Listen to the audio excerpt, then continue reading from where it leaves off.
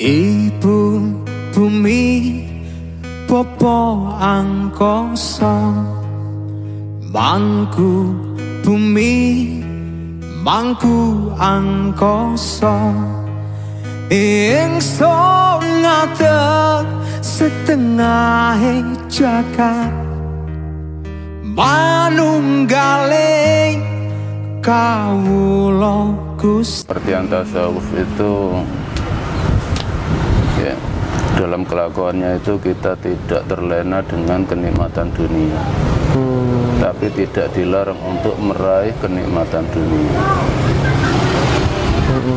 Dan itu dalam hadis Nabi sangat jelas, wa'mal li dunyaka ka'annaka ta'isu abadan wa'mal li akhiratika ka'annaka tamutu ghadan. Raih dunia, raih keberhasilan dunia seakan-akan kamu hidup selamanya. Tapi bawalah sadarmu bahwasanya hadapkan hidupmu seakan-akan kamu mati besok hari. Jadi menurut saya tasawuf itu tidak harus kita menghindari dunia, tapi tetap raih dunia, tapi dalam kesadaran hidup ini untuk menghadap Allah. Itulah tasawufnya. Berarti orang yang bertasawuf tidak harus jauh dari harta, tidak harus miskin gitu ya Pak No ya? Tidak sama sekali. Orang iman itu berhak kaya, berhak merdeka. Kalau kita sebagai orang yang dipilih Allah, diberi amanah Allah untuk menyampaikan tauhid, haruskah kita hidup prihatin? Kita hidup di dunia butuh fasilitas dunia. Kalau prihatin, berarti orang yang menuju ketuhanan harus dalam keadaan lemah. Kita harus dalam keadaan kuat, yakin dan yakin Allah menghidupi kita dan Allah meridhai kita dalam menegakkan tauhid, tapi tiada pamrih untuk disanjung manusia. Itulah tasawuf. Tapi apakah ketika kita belajar syariat memang harus dilengkapi dengan bertasawuf, Mbah No, kira-kira? Harus. Cuma dalam pengertian syariat, mayoritas masyarakat Indonesia itu sangat salah kaprah. Dikira syariat itu harus bisa membaca Al-Quran karena mengambil sari katanya dari bahasa Arab, seakan-akan menuju Allah terlalu rumit, padahal sangat mudah. Kalau memang kita tidak ditakdir oleh Allah untuk bisa mempelajari ilmu-ilmu fikih, memang kita tidak ditakdir untuk diberi kesempatan belajar ilmu fikih. Kita orang Jawa, punya tradisi sendiri, punya kekuatan ketuhanan sendiri. Jadi kita ambil sarinya, kita buka mata hati kita. Kalau orang Indonesia harus mengerti hukum-hukum Islam yang ada di kitab fikih, banyak orang yang tidak iman karena merasa sulit, karena merasa sangat sulit. Padahal itu semua tidak ada aturan dalam Al-Quran. Allah itu sangat simpel. As-sholatu li dzikri. Salat itu untuk menyerahkan hidup ini, takdir ini, menghadap ke Allah. Dzikir bukan sebutan Allah, bukan.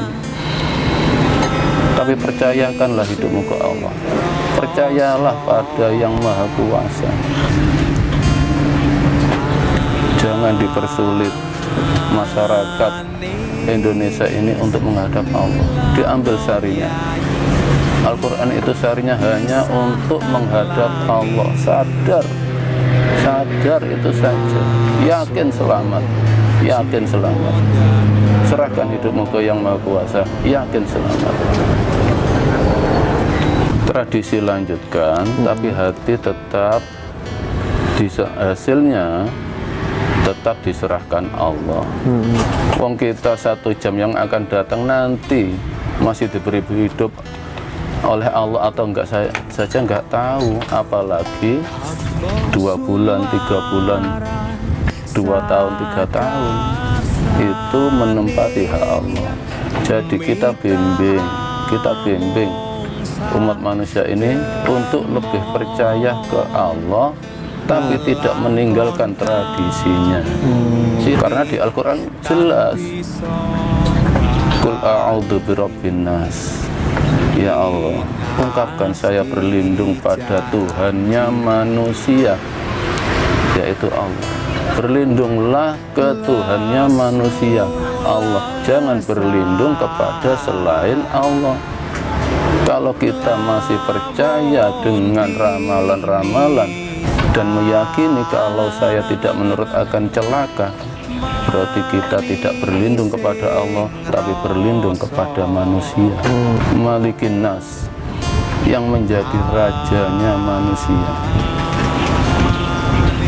Jadi maksudnya yang menjadi raja manusia, hidupmu itu loh, serahkan kepemimpinannya pada Allah, percayakan hidupmu pada Allah. Jangan mau didoktrin oleh ucapan-ucapan yang menyatakan bahwa kalau tidak mau menuruti apa yang dinasihatkan manusia tersebut akan celaka.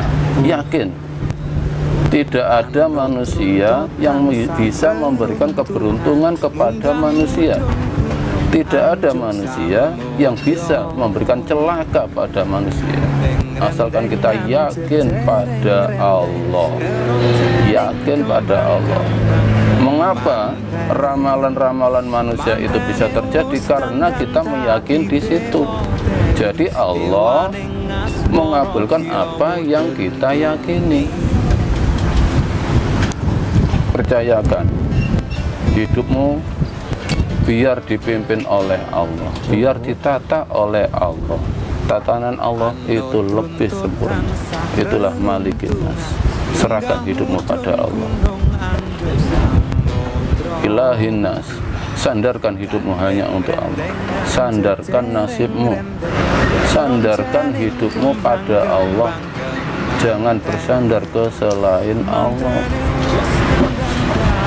Di saat apapun kita tetap bersandar pada Allah. Makanya pernah saya ungkapkan, kullu syai'in halikun illa wajha laul hukmu wa ilaihi turja'un.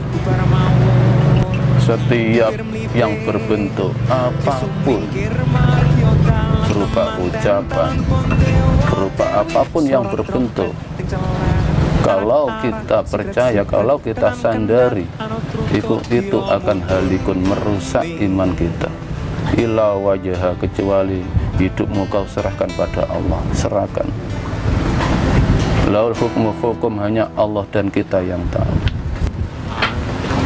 Kita tidak butuh dinilai manusia. Kalau memang kita yakin hidup kita ke Allah, untuk apa kita masih memandang manusia? Kita tidak butuh sanjungan, pujian. Kalau manusia masih butuh sanjungan, pujian dari manusia, berarti hukumnya masih menghadap manusia, bukan ke Allah. Wa ilaihi turja'un, semua kembalikan ke Allah. Ke Allah lah tempat kembali kita, tempat berserah diri kita, tempat mengembalikan takdir kita. Itulah orang yang bersyukur. Min syarril waswasil khannas, dari kejahatan godaan-godaan manusia, yaitu percaya dengan ramalan-ramalan, percaya gaib selain Allah, percaya bahwa gaib selain Allah itu bisa memberikan bahaya, sama sekali tidak. Itu termasuk kullu syai'in halikun, berupa apapun, berupa gunung, lautan, kalau diyakini itu bisa memberikan bahaya, maka kufurlah iman kita. Dalam sejarah pun jelas, waktu sahabat Anas sesudah menikah, dia sowan ke Rasulullah, minta doa keberkahan atas perkawinannya. Ya. Rasulullah apa mau memberkahi sahabat Anas? Tidak. Rasulullah memintakan berkah ke Allah dengan doanya, barakallahu laka wa baraka alaika wa jama'a bainakuma fi khair. Barakallah, Allah yang memberkahi. Barokah itu takdir, itu hak masing-masing. Kalau saya yakin hanya Allah yang bisa memberikan berkah kepada saya. Murni saya yakin ke Allah saja, tidak pernah yakin ke manusia. Alladzi yuwaswisu fi sudurin nas, yang selalu memberikan rasa was-was pada manusia. Bahkan Allah dalam Al-Quran, innallaha la yuhibbul mutawassikin, Allah paling benci, paling tidak senang dengan orang yang hatinya selalu was-was karena tidak yakin pada Allah. Dikatakan orang begini sudah was. Nah, itu kedoktrin dari kecil, keyakinan-keyakinan itu. Jangan ke situ, itu di situ ada hantu. Akhirnya timbul rasa was-was. Itulah doktrin-doktrin dari kecil, sehingga terbawa sampai dewasa, mempercayai bahwa tempat-tempat yang rimbun, gunung yang tinggi, lautan itu bisa membahayakan untuk ditempati oleh jin-jin yang keramat yang bisa mencelakai. Berhubung dari kecil ke doktrin seperti itu, akhirnya imannya hilang. Kan meramal, tapi kembalikan haknya Allah. Ada kupu masuk rumah, oh kate ono tamu. Sadar posisi kita manusia, takdir yang akan datang itu haknya Allah, jangan ditempati haknya Allah. Itu yang saya tekankan kepada semua yang mengikuti saya. Saya bimbing untuk yakin ke Yang Maha Esa. Sesungguhnya tasawuf itu tidak perlu dipelajari karena sejalan dengan hidup kita. Cukup dengan kita serahkan hidup kita ke Allah, itu loh sudah tasawuf. Dengan bergiat bekerja dan hasil diserahkan ke Allah, itu sudah tasawuf. Tidak harus menghindari dunia. Iya. Semua itu sejalan dengan takdir. Jadab pun sejalan dengan takdir. Jadab itu apa? Gila dengan Allah, jatuh cinta pada Allah. Itu pun nggak bisa dibuat-buat ya orang jadab itu ya Mbak ya? Ya nggak bisa. Kalau makanya dalam ritual itu jangan berhenti di hati. Hati itu masih rasa, masih mudah disisipi iblis. Langsung didalamkan lagi. Makanya dalam tembang Sunan Kalijogo, tembang awal itu Mas Kumambang. Setiap manusia ini ada Mas Kumambang. Jadi dalam hati ini ada mutiara hati, itulah Mas Kumambang. Kalau di Al-Quran itulah ruh hidup kita, tempati itu. Jadi jangan sampai kita ini hidup ini dipimpin oleh jasad, tapi hiduplah yang memimpin jasad. Lebih dalam lagi, kalau jasad yang memimpin hidup, kita tidak pernah bersyukur pada Allah. Di saat jasadnya merasakan sakit, itu ada rasa tidak terima,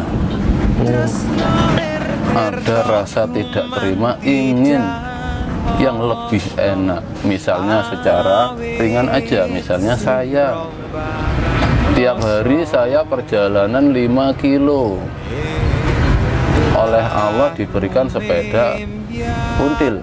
Nah, merasakan capek, padahal di luar kemampuan saya kalau sampai mengambil sepeda motor, karena